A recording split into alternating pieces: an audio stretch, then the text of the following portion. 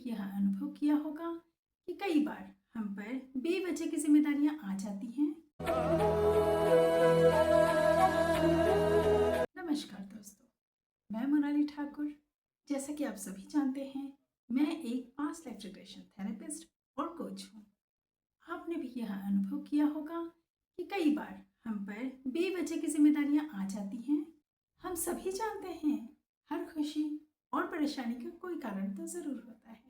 हमें जो भी जिम्मेदारियां मिलती हैं, वह कभी भी बेवजह नहीं होती। या तो वे हमारे पिछले कर्मों का परिणाम होती हैं, या हमें सक्षम बनाने के लिए और हमारा कर्म बैलेंस करने के लिए आती हैं। ऐसा ही एक अनोखा केस मेरे पास आया। मेरी यह क्लाइंट भारत के हरियाणा राज्य से है। उनकी समस्या थी कि उनके पति अपना ज़्यादातर समय घर पर रखे हुए कबूतरों की देखभाल करने में, उन्हें दाना पानी देने में ही बिता दिया करते थे। घर का राशन भी इन कबूतरों पर ही लुटा देते। ऑफिस से घर आते ही कबूतरों के साथ समय बिताना, यह उनका रोज का काम था। मेरी क्लाइंट ने उनके पति को समझाने की बहुत कोशिश की, सालों तक माफी प्रार्थना की, स्वीकार भाव रखा कि हाँ, शायद मुझसे ही कोई गलती हुई होगी। मेरी क्लाइंट ने भगवान से प्रार्थना की कि उन्हें इस कर्म बंधन से मुक्त किया जाए। जब उनका यह प्रारब्ध खत्म होने का समय आया, तब उन्हें पास्ट लाइफ रिग्रेशन थेरेपी मिली। उन्होंने मेरा वीडियो देखा, वे मुझसे जुड़ी और अपना स्लॉट बुक करवाया। डिवाइन से परमिशन लेकर जब मैंने मेरी क्लाइंट को इस इंटेंशन के साथ पास्ट लाइफ में जाने की कमांड दी, तब उन्होंने खुद को भारत के ही एक गांव में समृद्ध मगर बहुत ही कंजूस व्यापारिक रूप में देखा। उनका अपना अनाज का गोदाम था, अपार भंडार था।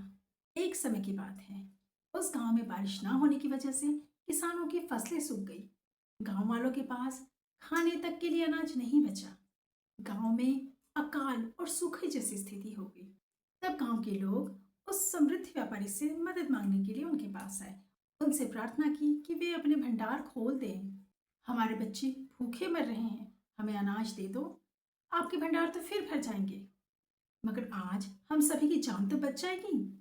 बहुत प्रार्थना की, गिड़गिड़ाए, मगर उस कंजूस व्यापारी ने गांव वालों की मदद नहीं की, बल्कि गांव वालों के पीछे एक भूखा शेर छोड़ दिया।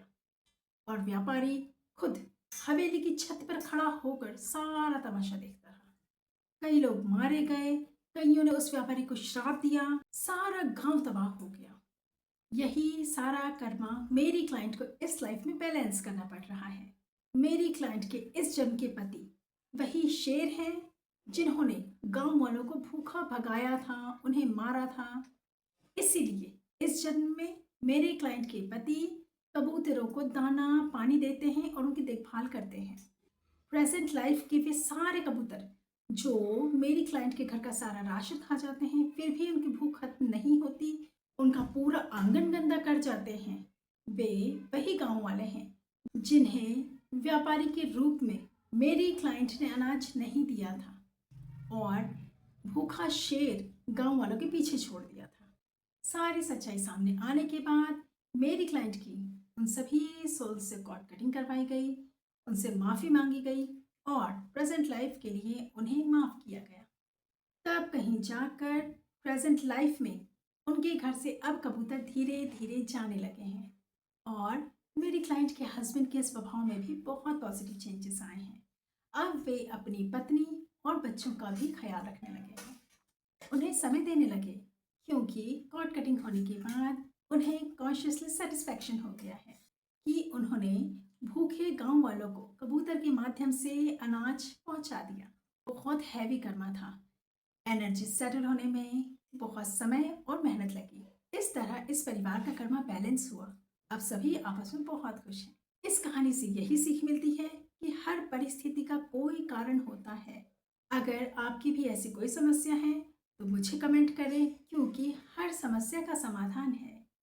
अगर यह वीडियो प्रेरणादायक लगा हो तो लाइक करें, शेयर करें, कमेंट करें कि आप किस समस्या का समाधान चाहते हैं और चैनल को सब्सक्राइब करें ताकि आप कर्मों के सिद्धांत को समझ पाएं। धन्यवाद।